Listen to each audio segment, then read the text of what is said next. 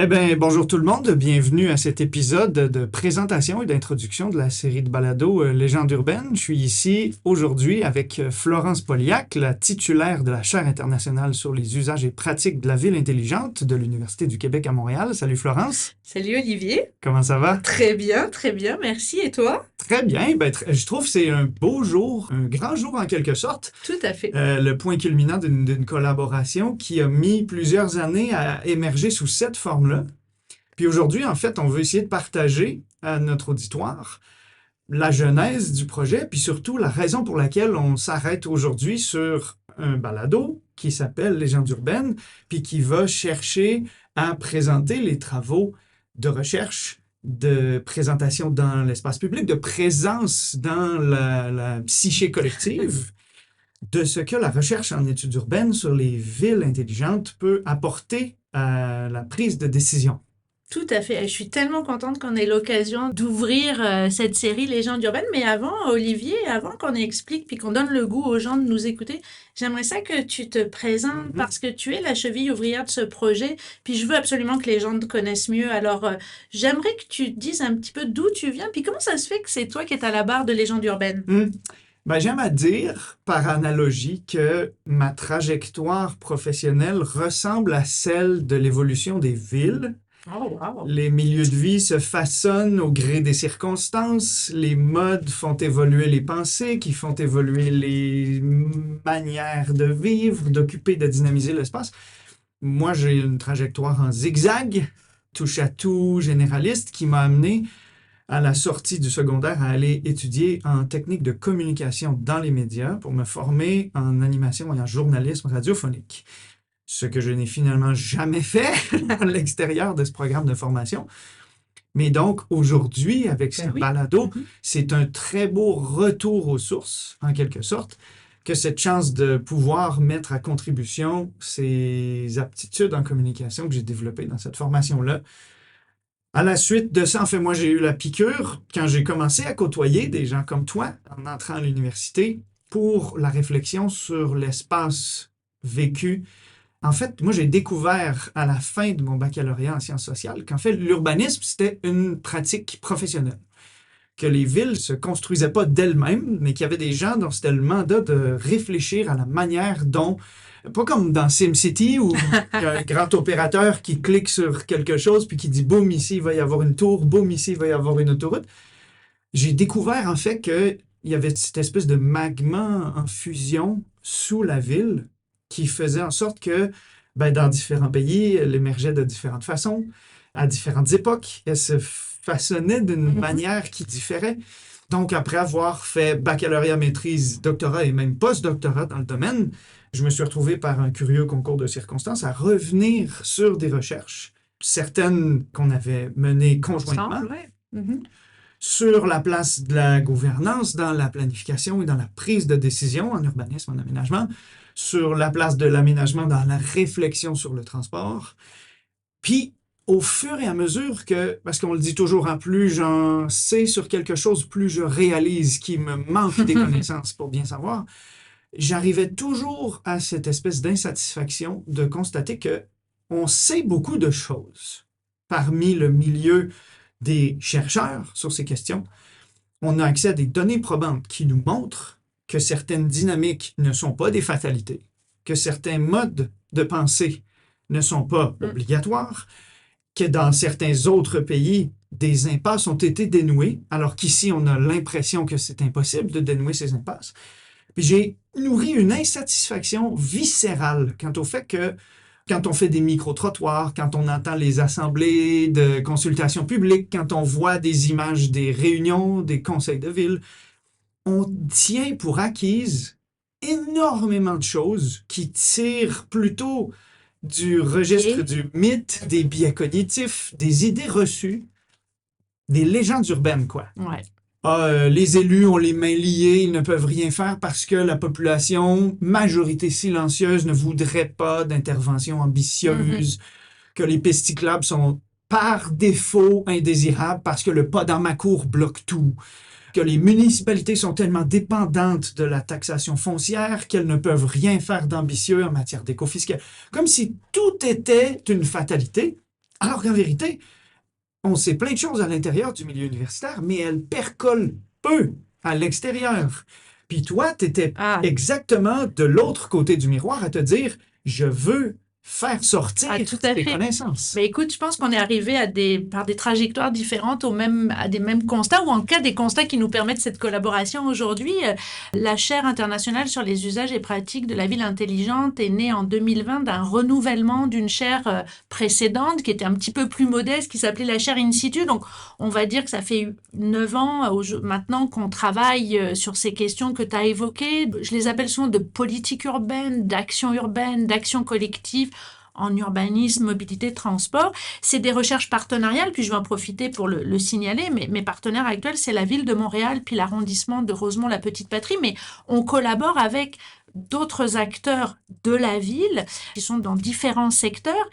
Et les travaux qu'on fait, on sait qu'ils ont une pertinence parce que c'est de la recherche-action, c'est de la recherche partenariale, c'est coproduit. Donc, la satisfaction qu'on a, c'est de produire de la recherche à la demande, à partir de questionnements qui viennent des acteurs. Donc, nous, on produit nos recherches, on transmet nos rapports, on fait des présentations, mais on est arrivé dans un moment où, personnellement, comme chercheur, je trouvais qu'on ne transmettait pas assez ce qu'on faisait, qu'on ne contribuait pas encore assez à un certain nombre de débats qui me semblent être primordiaux pour l'avenir des villes et des sociétés.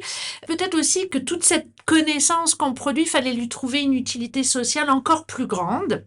Et donc la question de transmettre, on dit dans notre jargon de mobiliser, de transférer, devenait pour moi une question qui m'envahissait, je vais dire, de plus en plus. Puis c'est peut-être aussi lié à l'expérience, puis je vais le dire à l'âge, c'est-à-dire que après une carrière universitaire où on a beaucoup produit de recherche, je me disais, mais c'est bien, hein, la production scientifique, c'est essentiel, les données probantes, il en faut toujours. Mais dans quelle mesure on peut essayer d'en transmettre plus, davantage vers différents types de publics? Alors, j'ai beaucoup réfléchi à ces questions-là. J'y réfléchis encore, je dois dire, puis il y a d'autres sortes de façons de le faire. Et puis, on s'en est parlé. Tu as parlé des légendes urbaines, des idées reçues, des mythes, des biais cognitifs. Ah, ça, c'est quelque chose aussi qui, moi aussi, vient souvent me chercher, comme on dit. C'est pour ça que je fais souvent... En général, quand on me demande d'intervenir dans les médias, je dis oui, parce que je me dis c'est l'occasion d'essayer de remettre en perspective, de réexpliquer, d'être un peu pédagogique.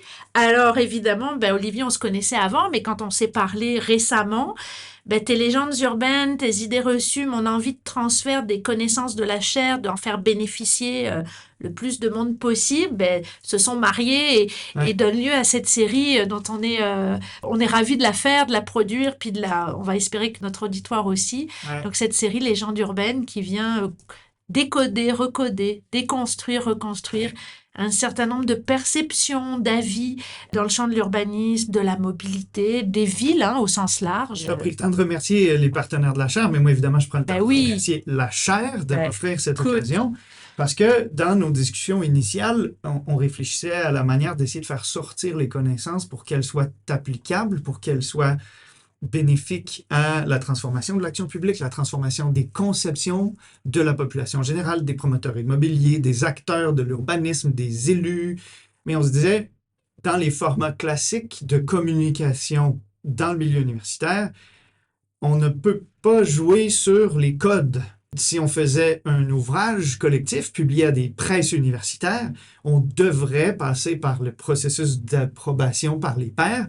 On ne pourrait pas parler de nos opinions, remettre en question des décisions publiques et tout, sans avoir fait une recension des écrits, sans avoir contextualisé nos discussions par rapport aux données probantes sur le sujet. Et donc, forcément, on se retrouverait avec encore un ouvrage qui est plutôt classique, qui est très peu lu par les décideurs, qui est très peu lu par la population générale. On avait réfléchi à un forum ouvert, public, où on convierait tout le monde. Mais alors, qui se déplace un jour de semaine, une fois, pour entendre des idées innovantes, mais évidemment toujours les mêmes personnes qui ne travaillent pas ce jour-là, qui s'intéressent déjà à ces choses.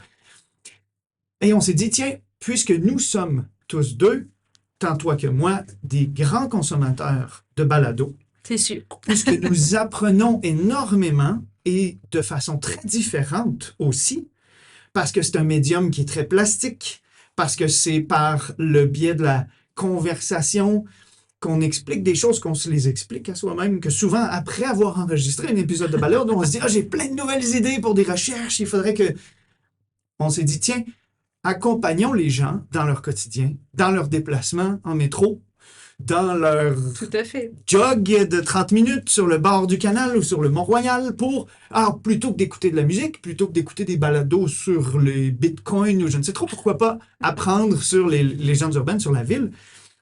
Moi, quand j'ai été formé en communication radiophonique, il y a 2 paradigmes qui m'ont été présentés, que j'ai retenus et qui m'accompagnent aujourd'hui maintenant dans toutes les communications que je fais. La première, c'est que le médium radiophonique, qui est un peu par extension celui du balado, c'est du théâtre pour les aveugles.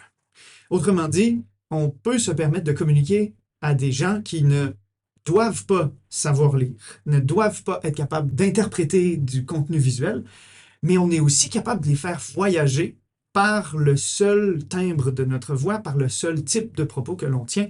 Et c'est surtout, puis je pense le deuxième paradigme qui est le plus important, le seul médium véritablement que l'on peut consommer à peu près n'importe quand et n'importe comment. Si on avait choisi de faire une série télévisuelle ou audiovisuelle, ben forcément, les gens ne pourraient pas regarder ce que l'on fait pendant qu'ils font autre chose. Ils devraient se concentrer visuellement. Alors, l'idée d'amener les données probantes au niveau de leurs consommateurs, mais surtout de leur permettre de les consommer où ils veulent, quand ils veulent et comment ils veulent, pour moi, était vraiment cette manière de réconcilier cette volonté que l'on a de faire évoluer les pensées, mais aussi de prendre les gens où ils sont, plutôt que de les forcer à venir nous rejoindre là où d'habitude on leur demande « Non, non, mais mon article scientifique est en libre accès, regardez les PDF, téléchargez les cahiers, lisez l'infolettre. » Oui, mais avec beaucoup de bémols sur lesquels on peut peut-être passer avec ce médium. J'espère que l'auditoire sera diversifié aussi. Ça, c'est un souci ou une envie qu'on a que ça soit écouté par du monde de partout, ou en tout cas dans le monde francophone notamment. Et puis, je pense à nos étudiants, je pense à nos partenaires, je pense à toutes sortes de personnes qui pourraient trouver une utilité dans nos échanges. En tout cas, on le souhaite très très fort. Et puis, on prendra d'ailleurs tous les commentaires, les avis pour poursuivre et peaufiner et vraiment donner à cette série de la pertinence.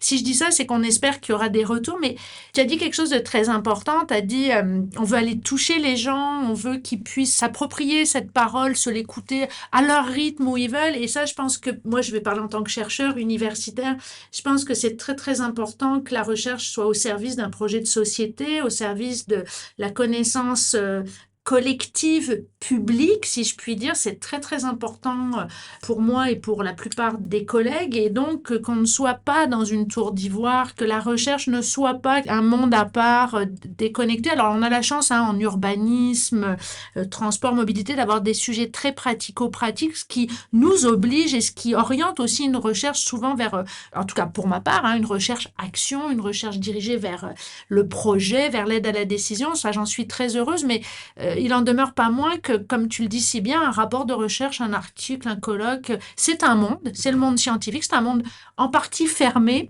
Et donc, on veut, avec Légendes urbaines, démocratiser l'accès à ces connaissances le plus possible, j'espère le mieux possible, et qu'il y ait une forme de...